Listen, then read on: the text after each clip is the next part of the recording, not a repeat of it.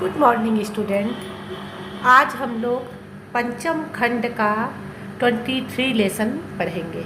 पंचम खंड का 23वां पाठ हम लोग पढ़ेंगे। पेज नंबर 236 आप सभी लोग निकाल लें।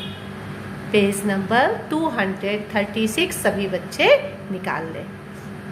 देखो बेटा, आज हम लोग पढ़ेंगे सामान्य घरेलू देशज औषधियाँ।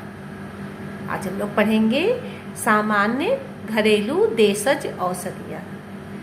देखो बेटा, परिवार में आए दिन कुछ दुर्घटनाएं होती रहती हैं। अक्सर कोई ना कोई दुर्घटनाएं होती रहती हैं। कभी किसी के बच्चे के पेट में दर्द है, कभी किसी को जुकाम हो गया, कभी किसी को कमजोरी हो गई, कभी हमारा हाथ ब्लेड से छोटे बच्चे काट लेते हैं, कभी हम जल गए। तो आए दिन ऐसी छोटी छोटी बीमारियां होती रहती हैं। अगर हम इन छोटी छोटी बीमारियों के लिए डॉक्टर के पास जाएंगे तो हमारा पैसा भी नष्ट होगा और हमारा समय भी नष्ट होगा।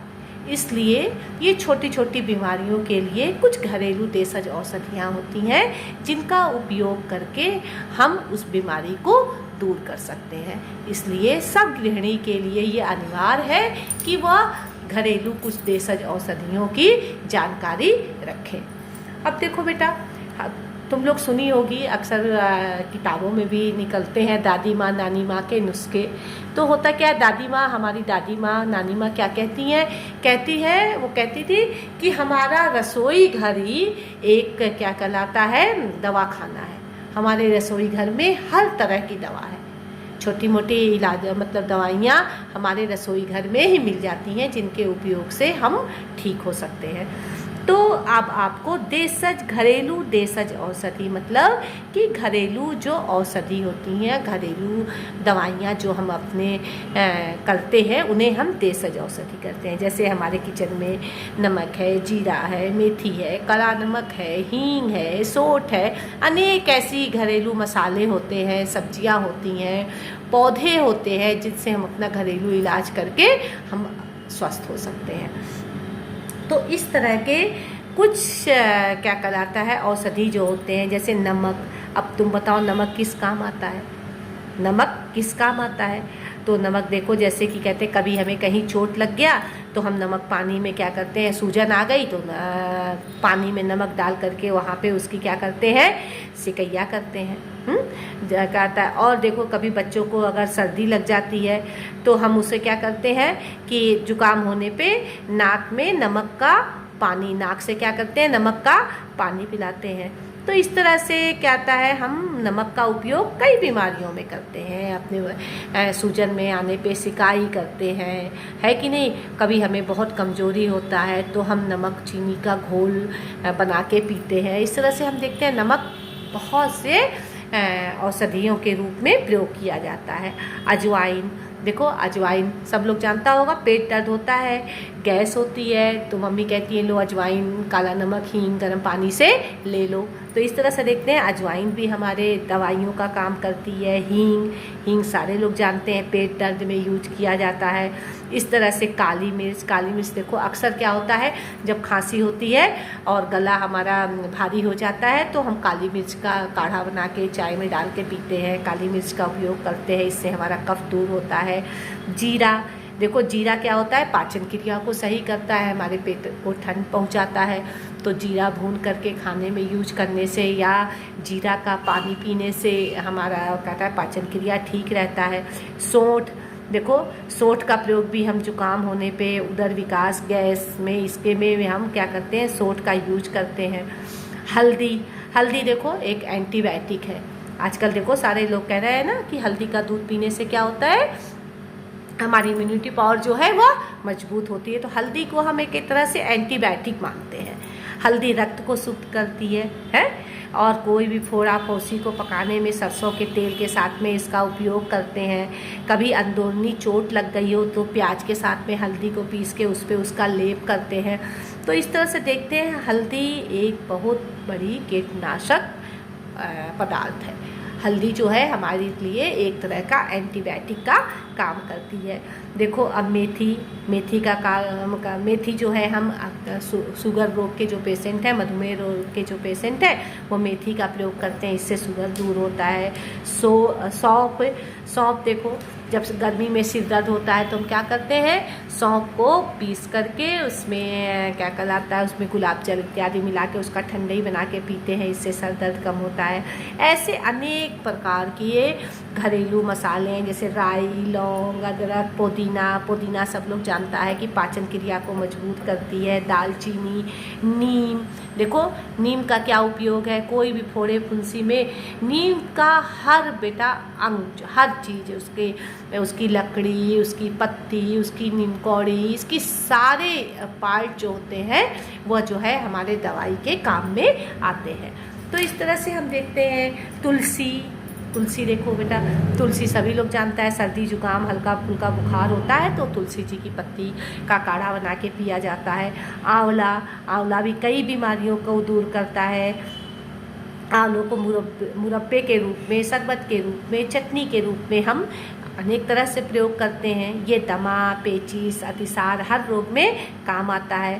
बेल पेट के रोग के लिए रामबाण होता है, ये आंतों को ठंडक पहुंचाता है।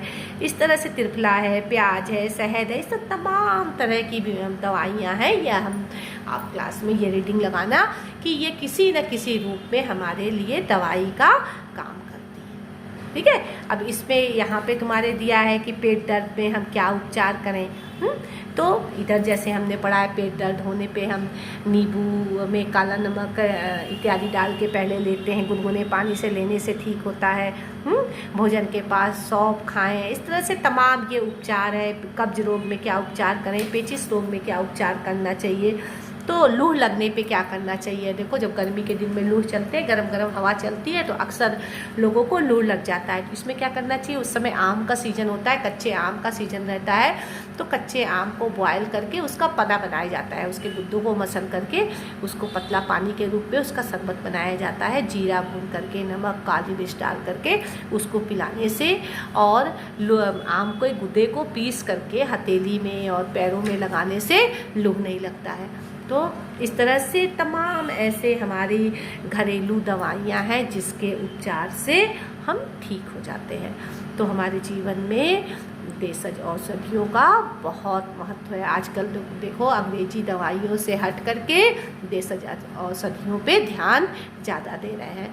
तो हमें इसका प्रयोग करना चाहिए। इसके प्रयोग से हमारी समय की और पैसे दोनों की बचत होती है।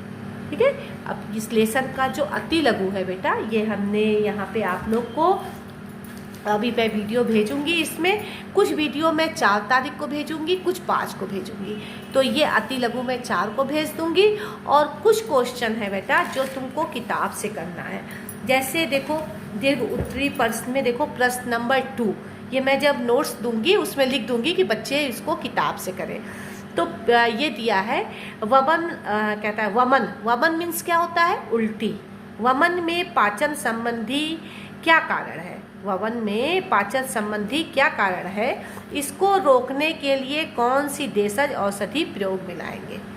तो ठीक है, इसको जैसे वमन, तो ये जो देखो पेज नंबर आ जाइए आप लोग, उसमें हम इसके पेज नंबर भी लिख देंगे। आप लोग ऐसे टिक कर लीजिए, किताब खोले होंगे सब बच्चे, तो दिखा रही हूँ आप लोग को। आ जाइए पेज नंबर 240 पेज पे वमन दिया है ना, ये देखिए यहाँ पे ये वमन दिया हुआ है, आप देख लीजिएगा ये 2 नंबर 40 पे। तो इसमें इसका वमन और उसके उपचार, तो इसके लिए आप इसी में से इसको ये बस दोनों को लिख दीजिएगा और कुछ नहीं करना है। पेट खाली हो, देखो ये है वमन और इसका उपचार। ठीक है, ये दिया है, ये आप इसको लिख लेंगे। समझ में आ गया आप लोग को। फिर इसका एक क्वेश्चन है, आप लोग को स्वयं करना है, कुछ देशज औषधि, कम से कम 10 देशज औषधियों के नाम और उसका किस बीमारी में उपयोग किया जाता है, ये लिखना है। ये तो सभी बच्चे कर लेंगे, तमाम तरह के, इसमें हल्दी है, नमक है, तुलसी है, हींग है, आप ऐसे भी जानते हैं और आपके बुक में भी दिया है। तो सारे बच्चे कम से कम 10 देशज औषधियों के नाम और किस बीमारी में आप इसका उपयोग करेंगी, कैसे करेंगी, ये लिखिएगा। तो ये हम कुछ आपको देखिए, अगर हमारा 4 तारीख को कल हम कुछ भेज देंगे और कुछ हम 5 को भेज देंगे। आप लोग वीडियो ज़रूर देख लीजिएगा होम साइंस का, कि कुछ क्वेश्चन जो है हम 5 को भेज देंगे, वो 5 को सॉल्व कर लीजिएगा। समझ में आया ना? और फिर भी अगर कुछ नहीं समझ में आता है तो आप हमको कॉल करके पूछ सकते हैं। Thank you student.